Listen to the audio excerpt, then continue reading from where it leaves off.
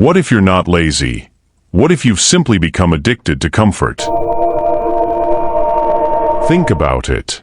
How many times have you told yourself, "I'll start tomorrow," only to wake up and do the exact same thing? There is something you need to admit to yourself. You are probably not as lazy as you think you are. You wake up with plans. You tell yourself, "Today, I'm going to get serious." You might even feel motivated for a few minutes. You pick up your phone just to check one message, one video, one notification, one quick scroll. Then suddenly, 30 minutes are gone. Sometimes an hour. And you haven't done the thing you promised yourself you would do. Then the guilt comes. You tell yourself, "I'm lazy." You promise tomorrow will be different. Tomorrow comes. And somehow, the same thing happens again. At some point, you begin to wonder, what's wrong with me? Maybe nothing is wrong with you. Maybe you've simply become too comfortable. And comfort is dangerous because it doesn't feel dangerous. It feels good. It feels harmless. It tells you to rest for 5 more minutes. It tells you that you can start tomorrow. It tells you that watching another video won't matter. It tells you that you deserve a break. And sometimes you do deserve a break. The problem is when the break becomes your lifestyle. When comfort becomes your default response to anything difficult. When every uncomfortable task gets postponed. When every difficult conversation gets avoided. When every ambitious goal gets replaced with something easier. That is when comfort stops being rest. It becomes a cage. As the philosopher Seneca wrote, we suffer more often in imagination than in reality. Think about how many things you have avoided because you imagined them being harder than they actually were. Starting the business. Applying for the job. Learning the skill. Going back to school. Creating the content. Going to the gym. Making the phone call. Having the difficult conversation. You keep thinking about how difficult it will be. So you don't begin. And because you don't begin, the fear gets bigger. Then you tell yourself you need motivation. You don't. You need movement. Because motivation is unreliable. Some mornings you'll wake up excited. Other mornings you'll wake up tired, discouraged, broke, confused, or completely uninterested in doing anything. If your entire life depends on feeling motivated, you're going to spend a lot of your life waiting. Discipline begins where motivation ends. But here's something people don't talk about enough. Comfort isn't just lying in bed. Comfort can look productive. You can spend 3 hours watching motivational videos and convince yourself you're working on your future. You can research business ideas for 6 months without starting one. You can download 10 courses and finish none. You can keep planning the perfect YouTube channel without uploading the first video. You can keep saying, "I'm preparing." But preparation can become another form of procrastination. At some point, you have to stop preparing to begin. You have to begin. Even badly. Especially badly. Because your first attempt was never supposed to be perfect. It was supposed to teach you. Think about a person who wants to get fit.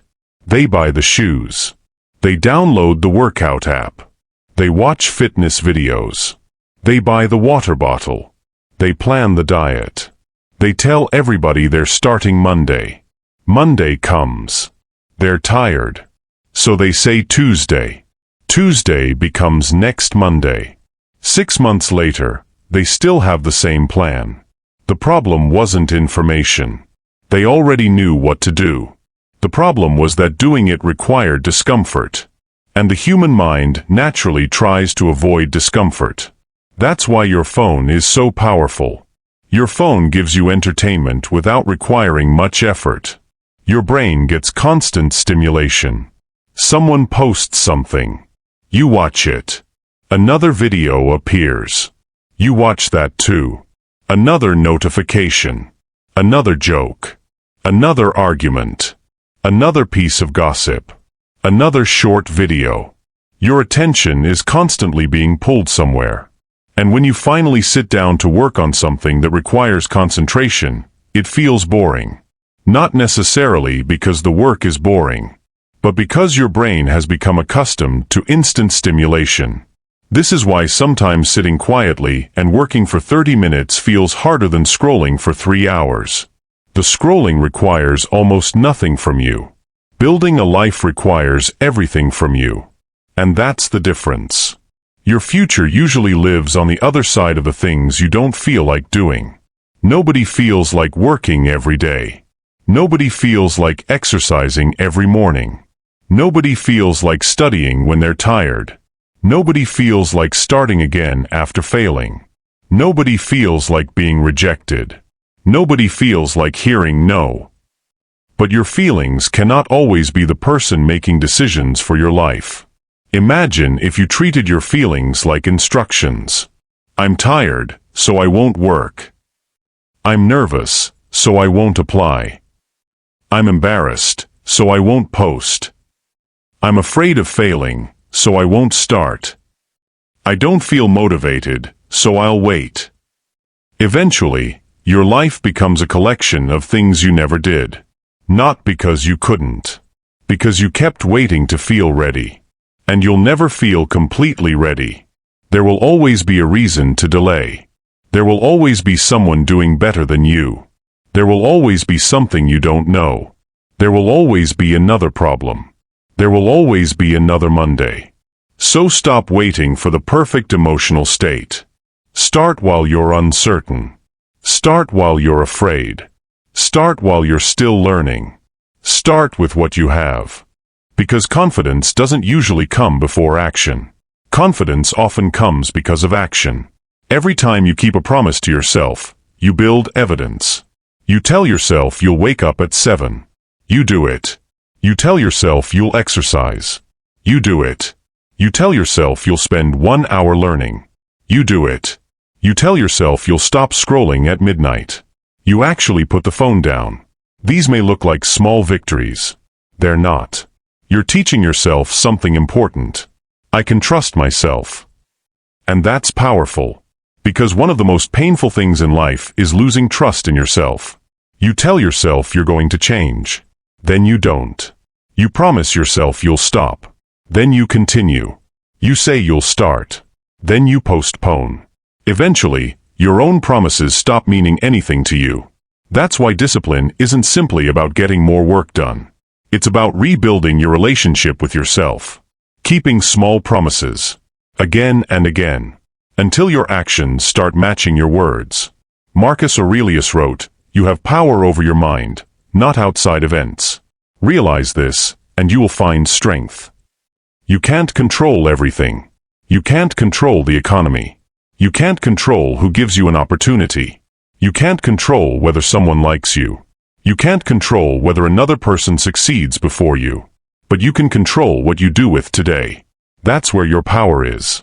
Maybe today isn't the day your entire life changes. That's okay. Maybe today you simply spend 1 hour doing something that moves you forward. 1 hour learning. 1 hour creating. 1 hour applying. 1 hour exercising. 1 hour building. Then tomorrow, you do it again. Small actions repeated long enough become a different life. But there's another trap. Sometimes we make our goals so enormous that we scare ourselves away from them. You say, "I'm going to completely change my life." That's too big. Instead, for the next 7 days, I'm going to spend 1 focused hour every morning on the thing that matters most. That's manageable. Don't try to become a completely different person overnight. Become slightly more disciplined today.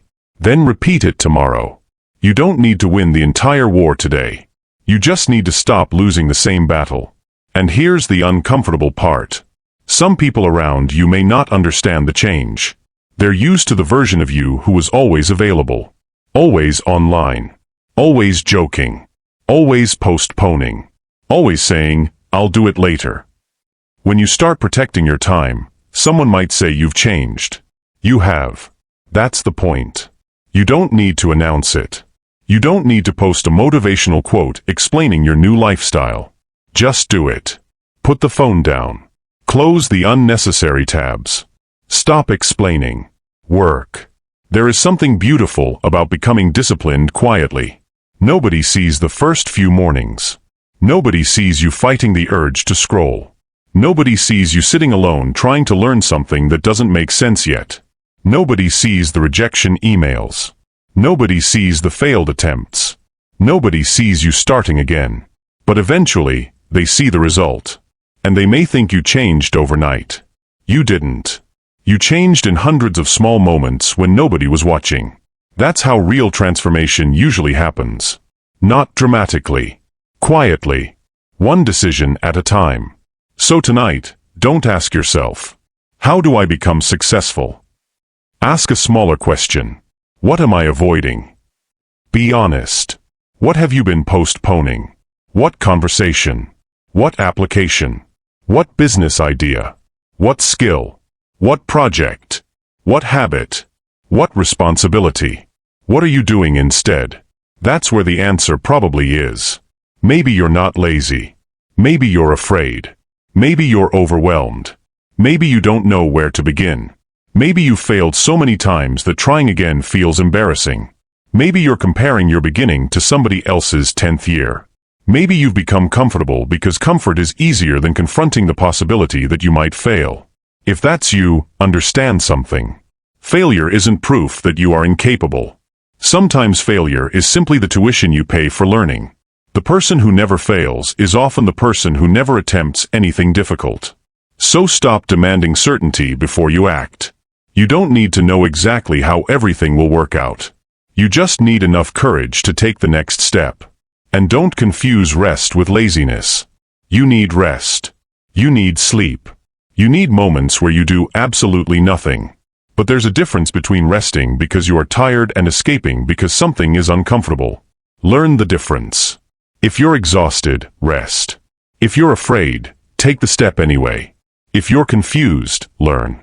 If you're overwhelmed, simplify. If you've failed, adjust. But don't automatically run back to comfort every time life becomes difficult. Because the more you escape discomfort, the more frightening discomfort becomes. And the more you face it, the more capable you become.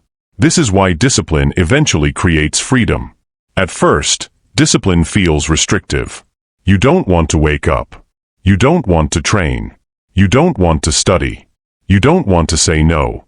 You don't want to put your phone away. But eventually, something changes. You become less controlled by your impulses. You don't need your phone every 5 minutes. You don't need somebody to motivate you. You don't need everyone to approve of your plans. You don't need to feel good before you begin. You become free. And that's the kind of freedom nobody can give you. Nobody can buy it for you. Nobody can hand it to you. You build it. One uncomfortable decision at a time.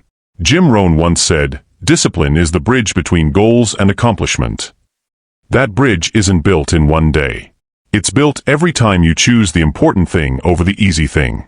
So tomorrow morning, try something simple. Before you touch your phone, decide what the most important task of your day is. Do that first. Even for 30 minutes. Then take a break. Then continue. You don't have to become a productivity machine. You're a human being. But you do need to stop giving your best hours to things that don't deserve them. Your attention is your life. Where your attention goes, your life follows. So be careful what you give it to. Give less of it to endless scrolling. Less to pointless arguments. Less to comparing yourself with strangers. Less to people who drain you.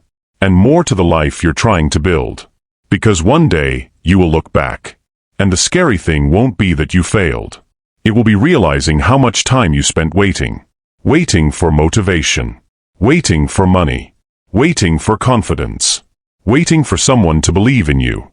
Waiting for the perfect opportunity. Waiting for Monday. Don't wait forever. Start with what you have. Start where you are. Start small. But start. You don't need to destroy your comfortable life in one dramatic decision. You simply need to stop choosing comfort every time growth asks something from you. The next time you reach for your phone, instead of doing the thing you promised yourself you do, pause. Ask yourself, am I actually tired, or am I just trying to escape discomfort? That question might change more than you think. Because your future isn't built by what you intend to do. It's built by what you repeatedly do. And the person you become is hiding inside those repeated choices. So choose carefully. Choose the difficult conversation. Choose the application. Choose the workout. Choose the book. Choose the business. Choose the first video. Choose the uncomfortable beginning. Choose the hour of focused work. Choose yourself. Not once. Again and again. Until discipline becomes normal. Until action becomes normal. Until keeping promises to yourself becomes normal. And one day, you'll look back at the version of yourself who spent hours escaping into comfort. You'll understand that you weren't broken. You were simply waiting for someone to save you from a life only you could change. And then you'll realize something even more important. You were never waiting for motivation. You were waiting for a decision. Make it today. If this message speaks to something you're going through right now, don't forget to like this video and subscribe to the channel. Turn on the notification bell so you don't miss the next one. We're building a community of people who are done making excuses and ready to take control of their lives.